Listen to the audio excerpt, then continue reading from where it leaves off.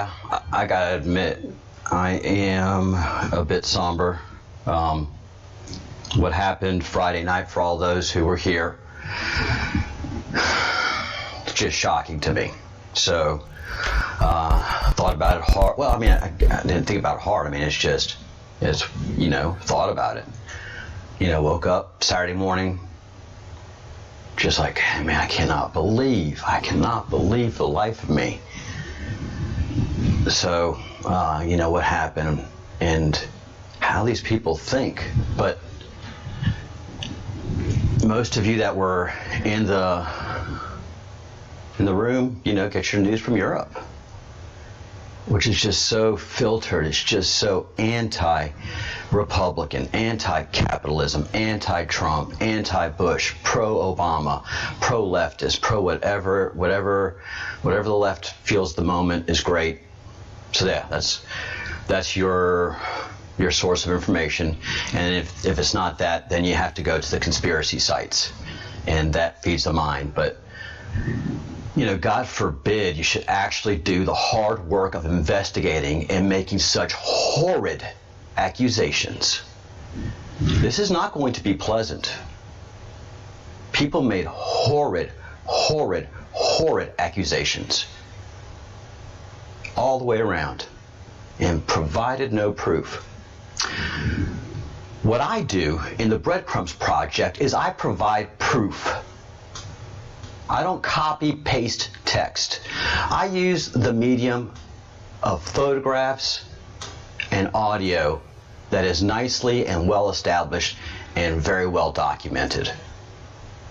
And all the stuff that we're going to go through today is 20 years old.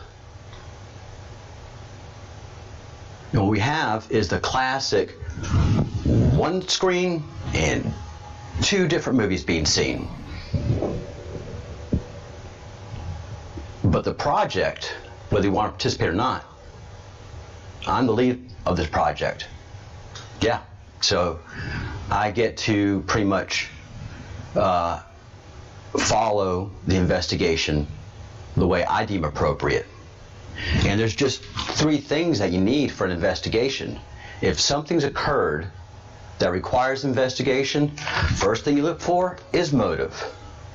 Then you look for suspects, and then you go cluing. You go searching for clues and build your case. So what we are going to do in this project, again, is not use any conspiracy sites with copy-pasted text. But we're actually going to go through 9/11 on a timeline and use series of different, various different video sources, well documented.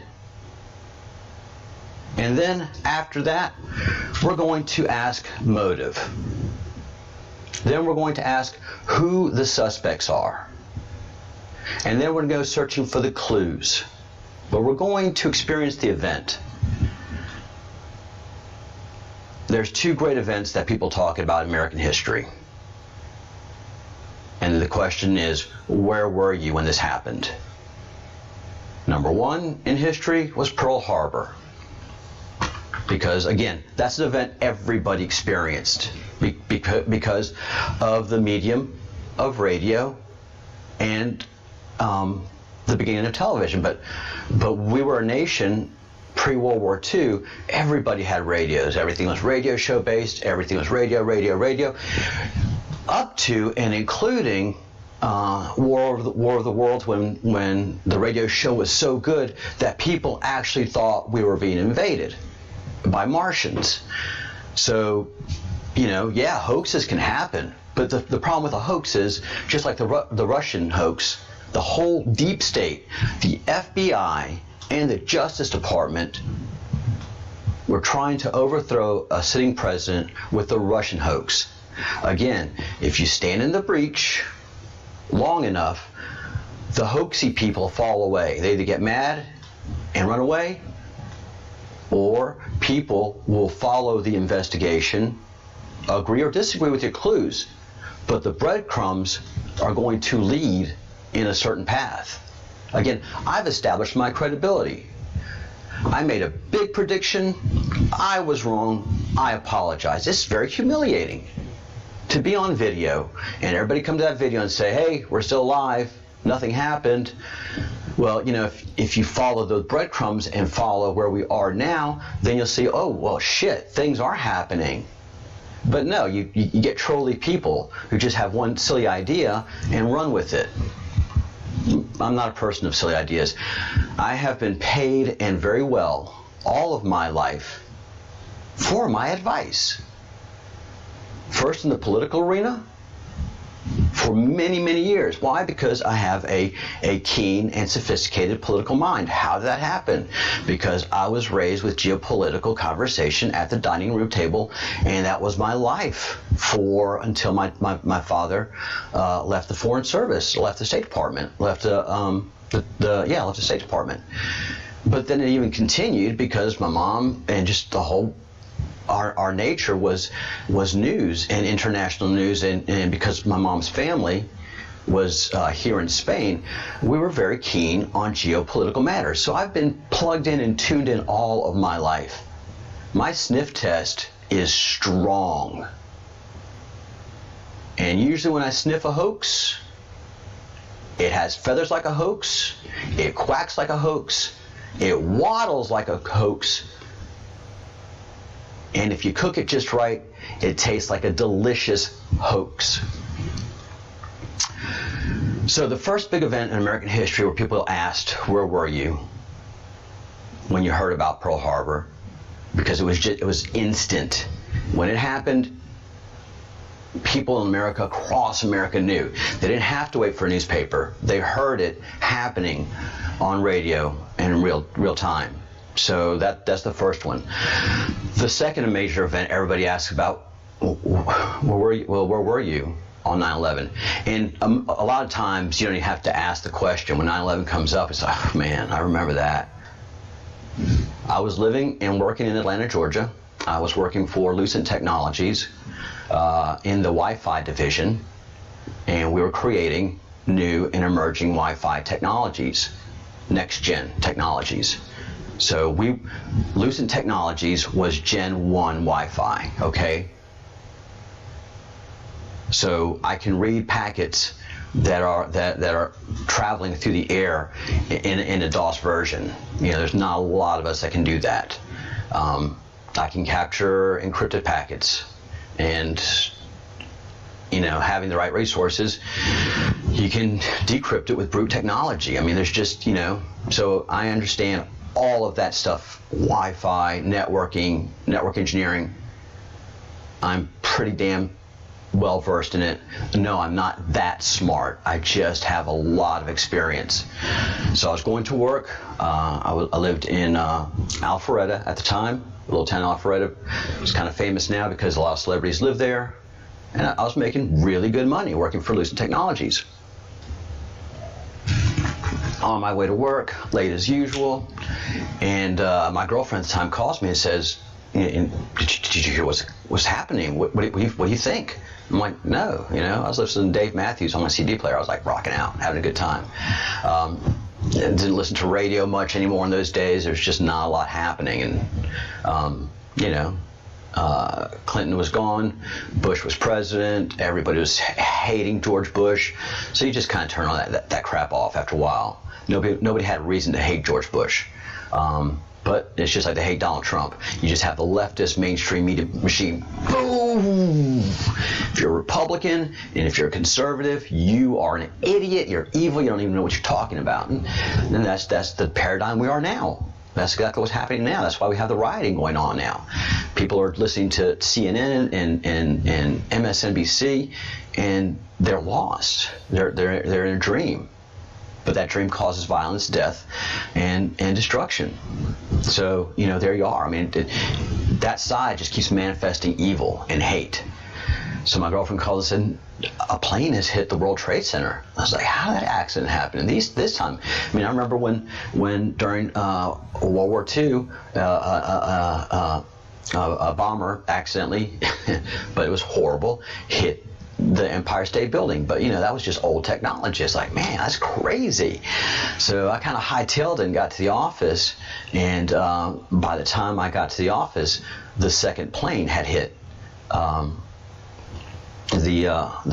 southern tower, and so we were all riveted to television and talking on the phone, and I knew, my experience said, this is a terrorist attack. And sure enough, there's a bunch of leftists in there. They're like, oh, I can't believe who would do something like this. I was like, terrorists. This is a Middle East terrorist attack. No, that's impossible. No, you can't even say those things. That's so hateful. That's racist. Are you kidding me? Guys, we've just had 2 towers hit. And then, thankfully, everybody came on that was, Clinton government and the current government, they said, yeah, all of our phones started going off. We knew immediately it was anybody that had any experience and an open mind knew immediately that it was a terrorist attack. Anybody that was asleep, blue pillars, we're like, oh, what is this? What could it possibly be? And then it just started rolling out. The whole day just started rolling out. 5 planes hijacked. One went down the field of Pennsylvania, the Hero plane, Todd Beamer, and let's roll, man. That would be me. I'd be Charles Chambers. Let's roll. Fuck that. Because they were on cell phones. Cell phone technology worked very well back then, and they were understanding that this was a terrorist event. That there were terrorists in the cockpit flying the plane poorly. And I don't think Todd knew about the Pentagon being hit, but that he knew about the towers and what was going on. And so and then the plane went right into the Pentagon. And so it was a full-on terrorist attack, and months before that, we had the prior attack where the van loaded with explosives went off in the World Trade Center parking lot. Put a nice little hole, but it's a well-engineered building, so it wasn't enough to take it down. A plane hitting it full of fuel. And again, jet fuel is not a fast-burning fuel. Jet fuel is a very slow-burning fuel. Hang on a second, I have to fix a door that keeps opening and closing. So yeah, I was in Atlanta, Georgia, and so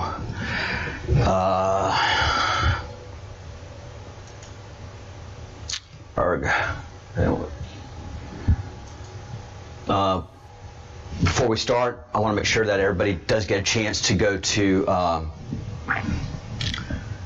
Wages World today. The Sun is still doing the same thing. As far as the event goes, it is still ongoing. So we have years of the Sun doing this activity. The event is not going to be a fast event. It's going to be an ongoing event. It's just going to be the Schumann spiking out and just continual CMEs coming from the Sun, and whatever that object is next to the Sun that's generating these CMEs. So that hasn't changed. We'll go into that this afternoon in more depth. But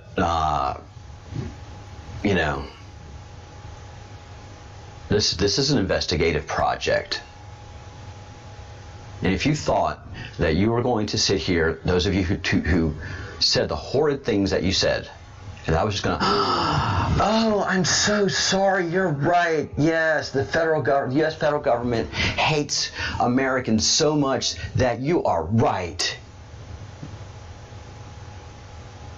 They made this happen. BLM. No, I'm not like that, okay? That's right, you don't know me. I keep talking about my experience and how I function and what I do. And you're right, I'm going to put the resources of my project, the Breadcrumbs Project, in the direction of a 9/11 investigation. So, Wages World deserves the traffic. I'm not going to gyp him today, but I will gyp him this afternoon. Go to his page, same status as as we talk about, and we are still following the Q map. The Q doesn't say anything about 9/11, by the way, guys. For all of you that are like, oh, look, the Q is, you get the Q credibility. Don't you think the Q would say, oh yeah, 9/11 perpetrated by this department, by these people, and name names? You don't think the Q would do that? Come on, man. I mean, just you have to put up so many walls of defense to the things I'm going to put to you that you're just going to get mad. Either you're going to open your eyes and wake up to the fact that 9/11 was in fact a Middle East terrorist attack on the United States, just like Pearl Harbor was an attack by Japan on the United States of America. Please understand that terrorists are like Antifa, a loosely associated group of well-funded peoples that hate the United States of America and everything we stand for, which is liberty, love, and appreciation of hard work and effort, and rewarding that. And if you want to work in America, and if you want to advance yourself in America, that's the place to do it. What are you talking about? Good God, how many people try to enter the United States of America on a daily basis? From the Canadian border, from the Mexican border? Wake up, man. Yeah, America is the land of opportunity. It really, really is. I'm in Spain. I see what happens here. Look, please tell me if I'm wrong, but pretty much in all of Europe, once you set your career, you go to grade school, you graduate, with whatever your high school equivalency is, and then pretty much you go into the career, and that's the career you're going to have all of your life. Maybe you might be able to get a second career. But America, I had 4 solid careers. Went one to another to a completely other. And I could go to another there if I wanted to. But no, I mean, I'm very comfortable with what I've done. I'm very comfortable in the work I do now. So, yeah, I'm comfortable. But it's the land of opportunity. And you're saying silly things if it's not, and keep saying those things. I mean, I'm not going to tell you what to say, but yeah, they're silly. Thousands upon thousands upon thousands of people sacrifice their lives to get to Europe and the United States of America. There are very few Americans that sacrifice their lives to do otherwise. Once they're comfortable and have a means of supporting themselves, yeah, they go to the countries, because America is a pretty rough and tumble country. You live free there, and there's not a state coddling you and supporting you and telling you how to act and what to do. You act and do as you please. If you break the law, then you're going to get arrested. You can get arrested peacefully, or you can get arrested in a manner that could cause you bodily injury and or even death. We are a nation of laws. These are things you understand and you're taught as you go. But unfortunately, we have the leftist militant state, which, is always supported by a leftist media. And leftist ideology is never a successful one, ever. So we begin our investigative events. Again, please go to Wages World and do your research today on what the sun is doing, what the object is doing that's by the sun that no one else is really talking about, and then the Schumann is doing new things. So there's a lot happening, but actually there's not a lot happening. So September 11th, 2001. This has last been updated September 12, 2019. So this is from ABC News, Action News. I believe it's Fresno, California. So it's on the entire other side of the country, of America, of a leftist media that hates George Bush. And if they could have pinned this thing to George Bush, they would have. And remember, Obama was dropping certain things, towards the end of the election. And we're going to look deeply into this 9/11 when my administration takes over, because there are things that are just not adding up. They were doing the thing that you bought into, because that's what the left does, is misinformation. And the minute Obama got in there, Bush hating Obama, Republican hating Obama, police state hating Obama. Remember, Obama hates the police state of any kind. The spy agencies, the police state, they didn't do any investigation because there's nothing there. Just like the whole Russian hoax and collusion. There's no there. But a bunch of you guys are just all spun up on, United States government, they don't care. They're going to kill their own people. And every one of you that are saying that have, no experience in the United States government, know very few actual United States officials, have never spent time working inside multi-levels of government to get experience and understanding of how government works, how the deep state works. It's just wild accusations, man. Copy and pasted. So this is the only text that we're going to see. The rest is going to be video, but we're just going to start. And again, this is agreed to, except by a few of you guys. But again, that wall is going to get harder and harder to retain as the day unfolds and the information that I have to provide unfolds. And I don't have time to do it all in this initial session, but we're going to be doing this for a long time, and it's going to be video and audio proof. And that's the only thing that's going to sustain here. If there's still doubters, they did it because they were hiding trillions that they stole. Idiot. Stupid idiot. They stole trillions. You take out the World Trade Center, you take out Building 7, boom, all that evidence is gone. What are you talking about?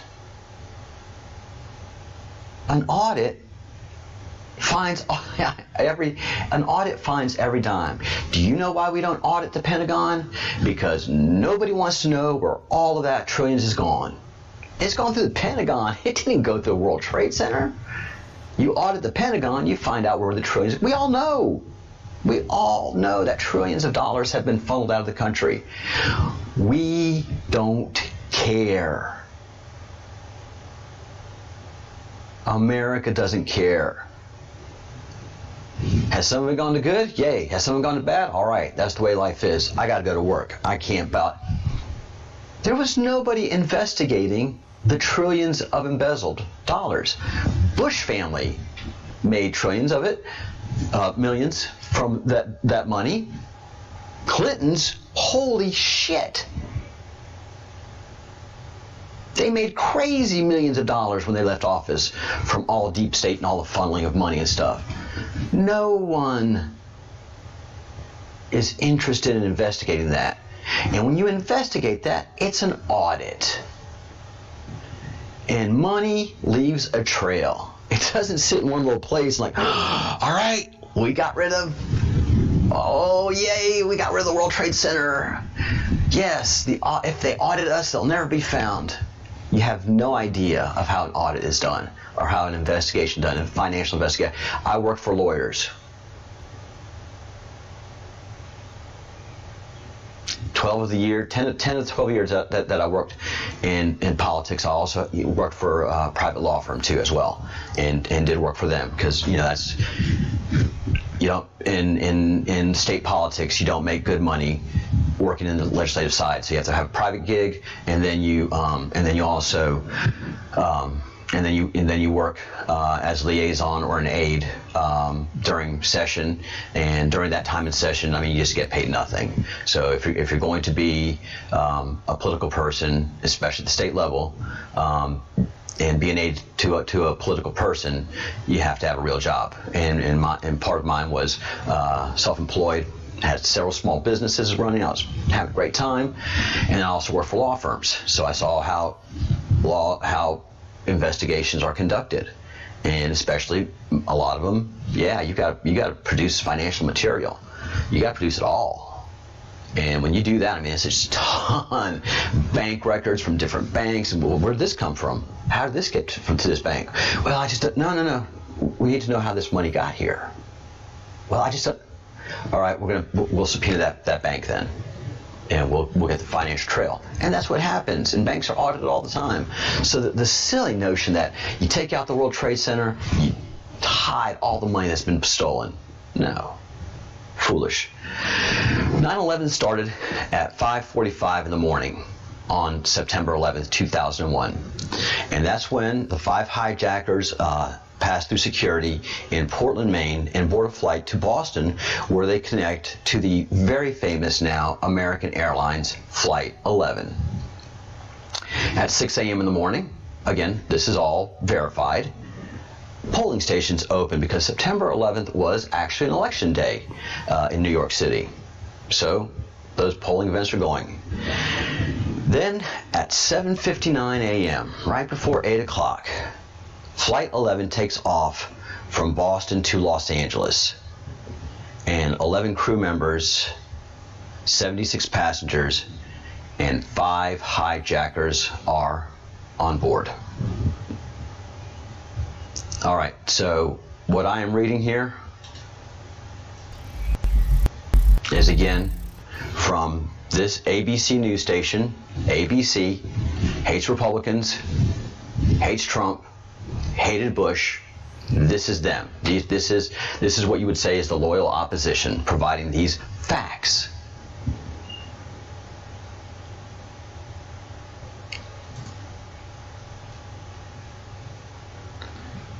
We've got a very dramatic audio timeline of the morning of September 11th. Some of these audio tapes became declassified just last year. Combined with what was previously released, these tapes offer perhaps the most dramatic timeline of the moments the hijackings were taking place. We hear voices of people on the front lines, including a flight attendant on board a hijacked plane. We're going to start with her. Betty Ong. She was on board American Airlines Flight 11 at 8:19 a.m. Eastern Time. This is just about 27 minutes before that flight hit the North Tower of the World Trade Center. She called her colleagues on the ground. This is the first time that anyone outside those planes finds out what's going on. Let's listen to Betty Ong. The cockpit's not answering. Somebody's stabbed in business class. And I think there's mates that we can't breathe. I don't know. I think we're getting hijacked. Just 5 minutes later at 8:24 a.m. Eastern Time, just 22 minutes before impact on the North Tower, you hear the haunting voice of the lead hijacker, Mohammed Atta. Boston Air Traffic Control picks up his voice in the cockpit as he's talking to the passengers. Listen to Mohammed Atta. Is that American 11 trying to call? Buddy, we have some planes. Just stay quiet and you'll be okay. We're turning to the airport. And who's trying to call me here? American 11, are you trying to call? Nobody move. Everything will be okay. If you try to make any move, you'll injure yourself and the airplane. Just stay quiet. Just incredible to hear the voice of the lead hijacker, Mohammed Atta. Now, just over half an hour later, at 9:02 a.m. Eastern Time, air traffic controllers trying to figure out what's going on with the second plane. This is United Airlines Flight 175. Follow the purple track here. It has already looped south of New York, heading north toward the South Tower of the World Trade Center, and 2 air traffic controllers practically narrate the impact. Take a listen. Hey, can you look out your window right now? Yeah. Can you see a guy at about 4,000 feet, about 5 east of the airport right now? Looks like he's... Yeah, I see him. You see a guy... Look, is he descending through the building also? He's descending really quick, too, yeah. Well, that's... 2,500 feet now. He just dropped 800 feet in like one sweep. That's another situation. What kind of airplane is that? Can you guys tell? I don't know. I'll read it out in a minute. Another one just hit the building. Wow. Wow, another one hit it hard. Another one just hit the World Trade. The whole building just came apart. Holy smokes.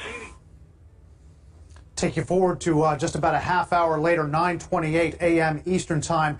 You've got air traffic control trying to track United Airlines Flight 93. Cleveland Air Traffic Control is trying to get another flight, American Airlines Flight 1060, to help find Flight 93, but that Cleveland controller picks up some audio from inside Flight 93. If you listen carefully, you can hear people screaming, and listen very carefully, you'll hear someone seemingly saying, "We're all going to die in here." Listen.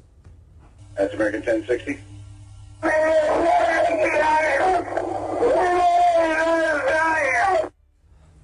And of course, just minutes later, that plane hits the ground in southern Pennsylvania in the town of Shanksville.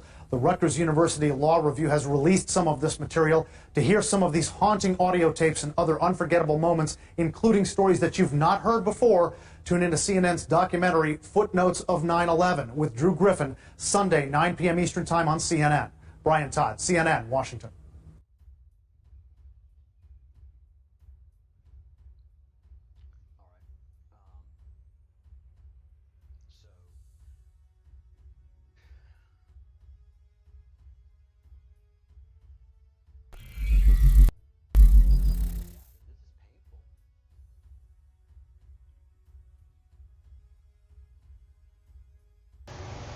All right.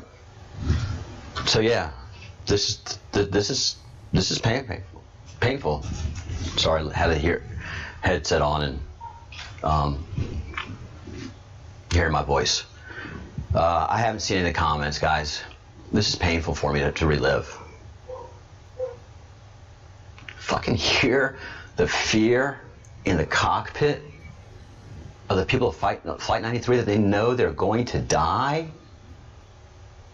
Did you hear all the screaming and the panicking in the background? God, man. I mean, this is just so sick. Sick, sick, sick. So Pfeiffer, videotaping. It was just another call, and I'm riding with the battalion chief. It was basically camera practice. See, Jules had only been shooting for a few weeks. Before that, Gideon was the main cameraman. Every time the battalion goes, I go. You know, I just need to practice, so I shoot.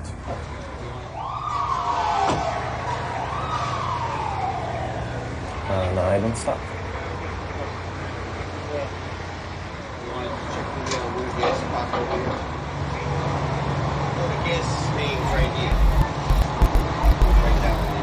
We checked the area with meters, and it was kind of routine and pretty simple. It was 8:46 in the morning. And then we heard a plane come over, and in Manhattan, you don't hear planes too often, especially loud ones.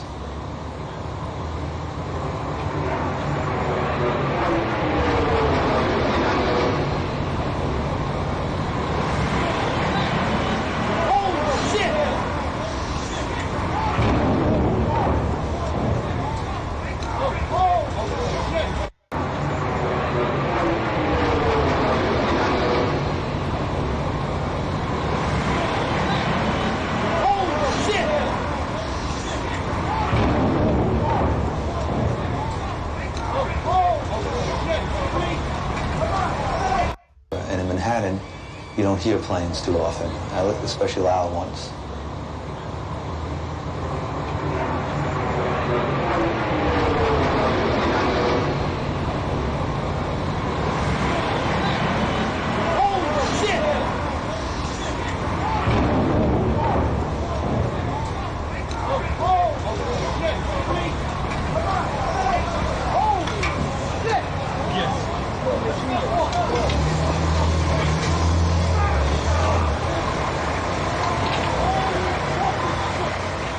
Right then and there, I knew that this was going to...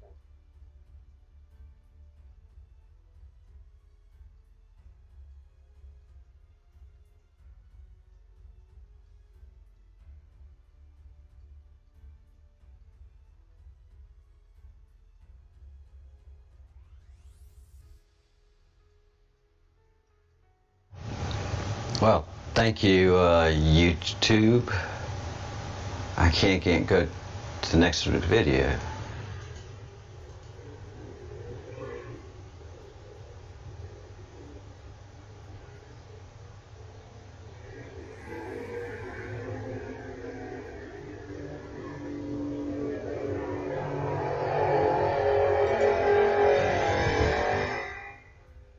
Consolidate your credit card or other debts? Just log on. Yeah. This just in, you are looking at obviously a very disturbing live shot there. That is the World Trade Center, and we have unconfirmed reports this morning that a plane has crashed into one of the towers of the World Trade Center. CNN Center right now is just beginning to work on this story, obviously calling our sources and trying to figure out exactly what happened, but clearly something relatively devastating happening this morning there on the south end of the island of Manhattan. That is, once again, a picture of one of the towers of the World Trade Center. When you can see these pictures, it's obviously something devastating has happened. And again, unconfirmed reports that a plane has crashed into one of the towers there. We are efforting more information on this subject as it becomes available to you. Right now, we've got Sean Murtaugh. He is a CNN producer on the telephone right now. Sean, what can you tell us about what you know? This is Sean Murtaugh. I just was standing on the Vice President of Finance. Sean, Vice President of Finance for CNN. Sean, we're on the air right now. What can you tell us about this situation? Hello? Yes, Sean, you're on the air right now. Go ahead. What can you tell us? I just witnessed a plane that appeared to be cruising slightly lower than normal altitude over New York City, and it appears to have crashed into, I don't know which tower it is, but it hit directly in the middle of one of the World Trade Center towers. Sean, what kind of plane? Was it a small plane, a jet? It was a jet. Looked like a two-engine jet, maybe a 737. You're talking about a large passenger commercial jet? A large passenger commercial jet. And where were you when you saw this? I am on the 21st floor of 5 Penn Plaza. Did it appear that the plane was having any difficulty flying? Yes, it did. It was teetering back and forth, wingtip to wingtip, and it looks like it has crashed into probably 20 stories from the top of the World Trade Center, maybe the 80th to 85th floor. There's smoke billowing out of the World Trade Center. Sean, what happened next? Does it appear to you that the plane is still inside the World Trade Center? From my angle, I'm viewing south towards the Statue of Liberty and towards the World Trade Center.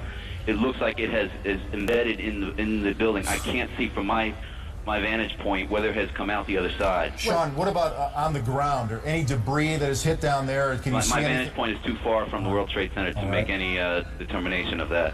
Did you see any smoke, any flames coming out of the engines of that plane? No, I did not. The plane just was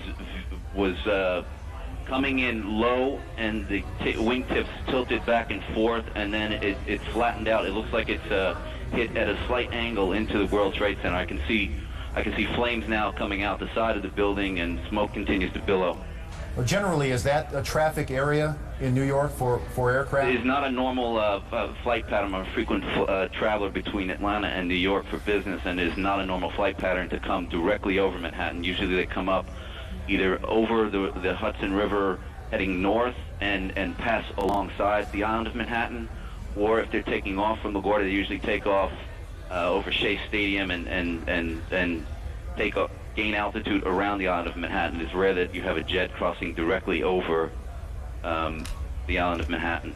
Just for our viewers who are just tuning in right now, you're looking at a live picture of the World Trade Center tower where, according to eyewitness Sean Murtaugh, he is a vice president of finance, an eyewitness to what he describes as a twin-engine plane or possibly a 737 passenger jet flying into the World Trade Center. It appears to be still embedded inside the building. Sean, are you in a position right now to hear whether any sirens are going, any ambulances, any sort of response to this yet?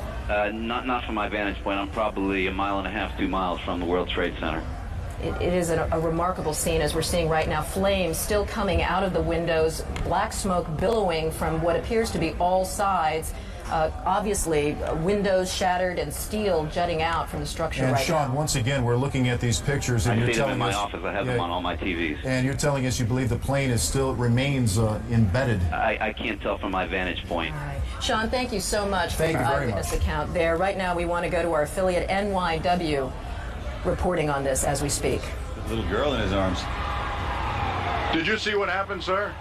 Did you see what happened? What happened? Well, I was in the PATH train, and there was a huge explosion sound. Everyone came out. A large section of the building is blown out, around like the 80th floor. Was it hit by something, or was it something inside? It was inside. Because it looked out, everything was coming out. All the windows were coming out, all the papers were What is on the sidewalk? I didn't see anything. Was there any people hurt, do you know? I just ran, and everyone in the PATH train just ran. I don't know if anyone was hurt, but I assume they were because the windows were all blown out. All right, thank you. Ollie, you would have to assume a very, very terrible situation if that indeed is the case, because I'm sure there were people up there in that. There were people up there in that World Trade Center. Now, we have lost, again, our transmitter is on top of the World Trade Center, so we apparently have consequently lost contact with Dick Oliver, but we are on the phone with an eyewitness. Rosa, can you hear me? Is Rosa there? Hello? Rosa? Yes. This is Jim Ryan here in the studio. Hi. What is your last name, please? Cardona Rivera. All right, again, you're looking at pictures now. We understand from a CNN Vice President, Sean Merton, was an eyewitness to this. We believe a commercial jet has crashed into one of the towers of the World Trade Center, and you can see the smoke billowing out. There are flames billowing out there, and a commercial jet crashing into one of these towers. At this point, we do not have official injury updates to bring you, but we are only now beginning to put together the pieces of this horrible incident. Right, just a few seconds ago, we were tuning in to one of our affiliates in New York, WNYW. Right now, we want to go to an eyewitness on the telephone right now. Jean, what can you tell us about what you saw? I can tell you that I was watching TV, and there was this sonic boom, and the TV went out, and I thought maybe that the Concorde was back in service, because I've heard about those sonic booms, and I got up to my window. I live in Battery Park City, right next to the Twin Towers, and I looked up, and the side of the World Trade Center exploded right when I looked up, and at that point, debris started falling. I couldn't believe what I was watching. Can you hear anything from your position right now? Ambulances, sirens? Absolutely, positively. There are crowds of people downstairs in Battery Park City. Everybody's come out from the buildings. This is the financial area in Manhattan, and there's a lot of fire engines. I can see them from my window. Jean, can you tell us, I don't know if you can tell which tower it is that's on fire right now, or the kinds of services that are inside that tower? I can't tell what's inside. It's the northern tower versus the southern tower, and it seems to be on all sides of the building, from what I can tell. The west side, the south side, and it looks like smoke's coming from the east side as well. Gee, can you see any of the debris currently on the ground area? Absolutely. I mean, it's continuing to kind of flutter down like leaflets, and at first there was just tons of debris, and it continues to fall out, and it looks like these uppermost floors are definitely on fire. Can you see any actual people in that area who may have been hit by any of this debris, or were not able to get out of the way? Can you see any crowds that may be too close to where they should be? Anything like that? No, I don't think so, and it's not a highly trafficked area at the base of the World Trade Center, so that's one fortunate thing. Jean, right now we're continuing to look at pictures of this devastating scene. According to Sean Merton, Vice President of Finance, he witnessed what he described as a twin-engine plane, possibly a 737. He was almost absolutely sure that it was a large passenger jet that went into that plane. Jean, you're saying that you didn't see anything initially. You didn't see a plane actually approach the building. I had no idea it was a plane. I just saw the entire top part of the World Trade Center explode. So I turned on the TV when I heard they said it was a plane. It was really strange. Were you there living in New York during the World Trade Center bombing? No, I wasn't. Fortunately so. When you say a sonic boom, did you actually feel anything? Were things shaking in your apartment?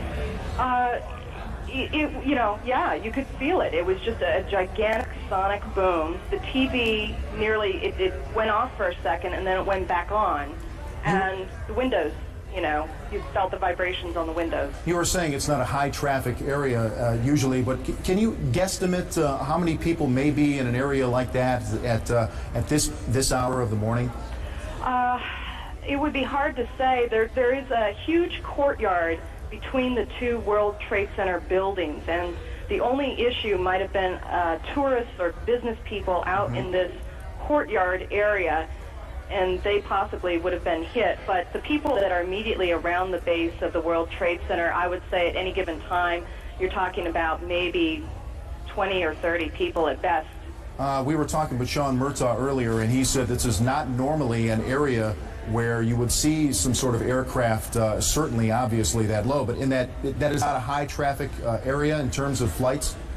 I don't know about flights. You know, I have a balcony down here in Battery Park City, and they have that needle sticking out of the top of the World Trade Center, and I've always wondered, you know, if anyone would kind of get too close to the building, you know, and accidentally veer into it. Gene, tell us a little bit about that area and how emergency crews would be able to access that area. Would that be relatively difficult or easy to access for emergency people? I would imagine it would be slightly difficult because to get around the base of the World Trade Center building, there's really only the one street entrance. The other sides of the building are surrounded by other buildings in the courtyard, and so it's just this west side highway, this one major street that runs up the west side of Manhattan that makes it accessible for the fire engines. And, you know, it's amazing to sit here and watch this building on fire, and you've got this tiny little fire engine that I'm watching. That's all you see right now is the one fire engine? Where the fire engines are, it's a little bit obscured by other buildings. Right. Gene, let me ask you, I know I'm asking you to be a bit of an expert on the World Trade Center, but there's a famous viewing deck for tourists on one of the towers. When you say that this is the North Tower, is this the one that services a lot of the tourists to get their view and get to the restaurant at the top? As a matter of fact, it is. And there's as I'm sure you can see, there's a ton of smoke coming out right now. I'm just guessing the fire seems to be worse on, it looks like it's about 15 floors down from the top of the building. Yeah, one of the eyewitnesses, one of our affiliates was talking to, said that she thought that this was on the 80th floor. We know that there's an open air deck 110 stories high, and the glass enclosed observatory is on the 107th floor. So there is the possibility that people may very well be trapped up there. Yeah. All right, thank you so much, Jean Yearman. You're very welcome. Eyewitness here to a loud sonic boom she described as she was sitting inside her apartment, and she looked up and saw the side of the World Trade Center exploded into flames and black smoke. We are going to join another one of our New York affiliates, WABC, for their live coverage. Plane overhead, and then all of a sudden I thought it sounded kind of louder, that I looked up, and all of a sudden it smashed right dead into the center of the World Trade Center. Big flash of flame, fire coming out from all over. Then all the bricks is a huge hole right now. It almost looks like the plane probably went through. I'm not sure. Winston, can you see? Are you on the north side there where the plane made contact? Yes, I am. Now, when you say a huge hole, one of our earlier witnesses, Libby Clark, said not much of the plane came down off the building. Much of it went totally right into the building. It's in the building, from what you can see. Right. Now, can you see if there's a lot of debris downstairs, Winston? No, because it looked like it's inverted. With the impact, everything went inside the building. Inside. The only thing that came out was a little bit of the outside awning. But I'd say the hole is, let me just get a better look right now. Okay, go ahead. I'd say the hole takes about, let's say 6, 7 floors were taken out. And there's more explosions right now. Hold on, people are running. Winston, hold on just a moment. We've got an explosion inside. The building's exploding right now. You got people running up the street. Okay. Hold on, I'll tell you what's going on. Okay, just put Winston on pause there for just a moment. Okay, the whole building just exploded some more. The whole top part. Okay. The building's still intact. People are running up the streets. Am I still connected? Winston, this would support probably what Libby and you both said, that perhaps the fuselage was in the building that would cause a second explosion such as that. That's what just happened then. That certainly. Yeah, people are running up. We're getting word that perhaps... Okay, hold on. The people here are, everybody's panicking. All right, Winston, Winston, let me put Winston on hold for just a moment. Okay, I don't know how much longer we're staying. I'm inside of a diner right now. Well, Winston, you know what? If you could give us a call back, I just don't want to panic here on the air. Let's just take some of our pictures from News Chopper 7. Now, one of our producers said perhaps a second plane was involved, and let's not even speculate to that point, but at least put it out there that perhaps that may have happened.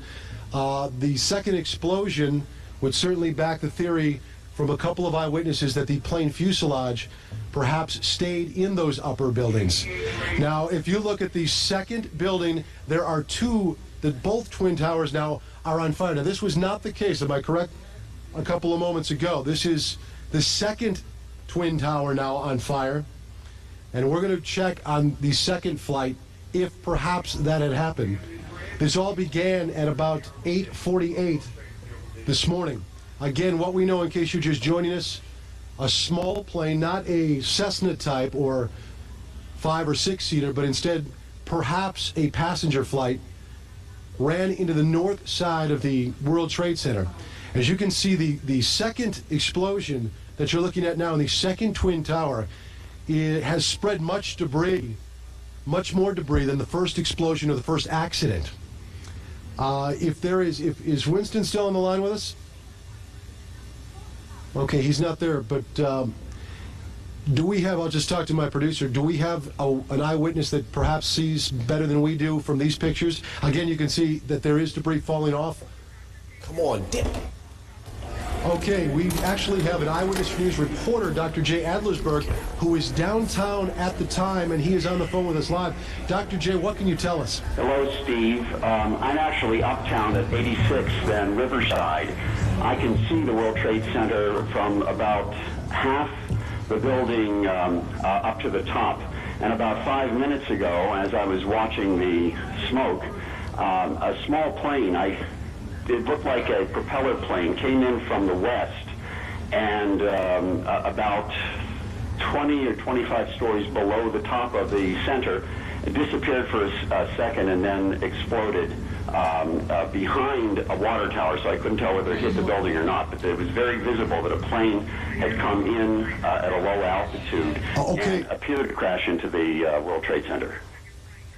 Dr. J, we're going to take a look at videotape just moments ago of the second plane hitting the World Trade Center. That is spectacular pictures. I don't know if you could see the plane, and that too was a passenger plane, if perhaps some type of navigating system or some type of electronics would have put two planes into the World Trade Center within, it looks like, about 18 minutes of each other. You want to go to? We have another copy. There's the second plane, another passenger plane hitting the World Trade Center. These pictures are frightening indeed. These are just minutes between each other. So naturally, you will guess and you will speculate and perhaps ask the question, if some type of navigating equipment is awry, that two...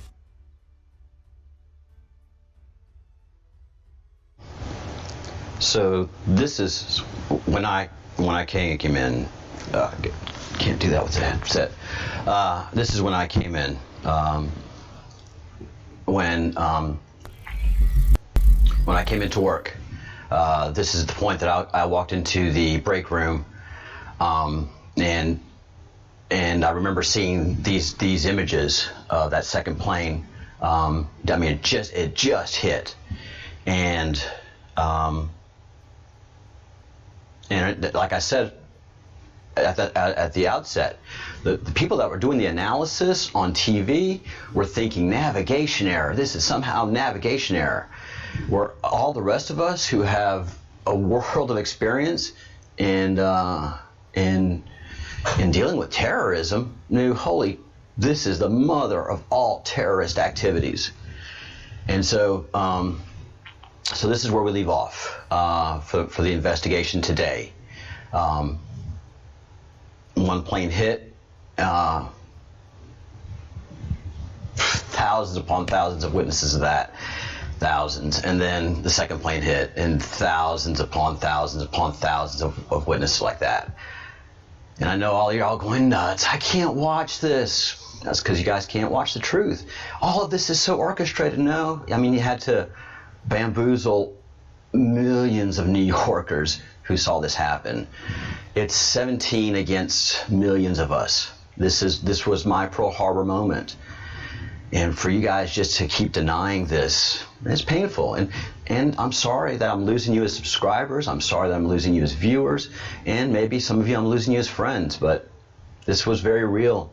And it happened. And it's going to keep happening for many hours throughout the day. And so my brother-in-law worked for an investment banking firm with offices in New York City. And we have plenty of friends that saw it, and we were all witnesses to it. And again, this was on CNN Live, and then all of the other New York stations were picking it up live too. So this is from thousands of vantage points, you know, and planes hit the World Trade Centers. Epic's right. Yeah, the planes were designed to take a hit from an airplane. From a big jumbo airplane. They took the hit, both of them. They are excellently designed in that fashion. The problem happens in that as you see, is still burning. Everything that's in the fuselage, everything that is in each tower, they're just on fire, so it's all burning. And if you know anything about construction of skyscrapers, I mean, it's the lightest and the thinnest stuff that can go up and be resistant. So it has a strong girder structure of strong girders of metal, of iron, and even they were coated with anti-burning stuff. But it's a prolonged fire, so it keeps burning and burning and burning. And as any of you know, as a fire gets hotter and hotter and hotter, it gets hotter and hotter and hotter.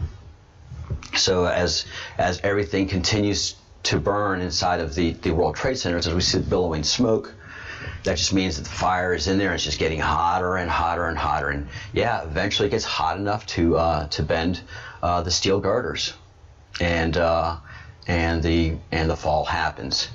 And you have to remember that these fires kept burning because Giuliani evacuated Manhattan. Everybody had to get out of Manhattan because it was horrible when those things collapsed. And everybody wanted out. So people were walking the bridges, the boats, the ferries were full of people. So this was a New York City event, guys. It baffles me that you're just like, oh, he's so asleep, he's got to wake up. Man, yeah, I was awake when this was happening. Everybody lost so many people. So I'm sorry that you guys are in denial about this, but this is going to continue. And if I lose you as viewers and if I lose stuff, that's fine. That's fine. You understand in life, and you understand in your journey as soul, you understand on your journey as a hero, the hero's journey, that at times you have to stand up for something that is not popular to your friends and colleagues. It's just the way it is. So if you haven't made anybody upset, you've never stood for anything. If you've just made everybody happy all your life, then you've just wilted to anything that comes your way. You just wilt to whatever influences you. I'm sorry, I've had to work hard for everything I've had. I'm a network engineer. I've got years of political experience, and I have my own 2 eyes and ears, and we know what we saw. We know what we experienced in America. I'm sorry you guys are having another feeling, but I've got to go pay bills, and I got work to do. I can't argue with you guys about this. We just have to continue the investigation. If you want to drop off, fine, drop off. But we have an entire day's worth of events to go through. This is going to be a long, arduous process. There's a lot of video, there's a lot of audio, a lot that went out throughout the day. So, from so many vantage points. If you want to stick with it, great. If you don't, that's fine too. But I have to go to work. I can't get into the stream and argue with you. This is going to be a long event. And maybe it's part of your Great Awakening. All right, guys, I've got to go. And yeah, I wish things were better, but sometimes you have to stand up for things. And I don't mind standing up for the truth. I'm a truther. So, you know, here we go.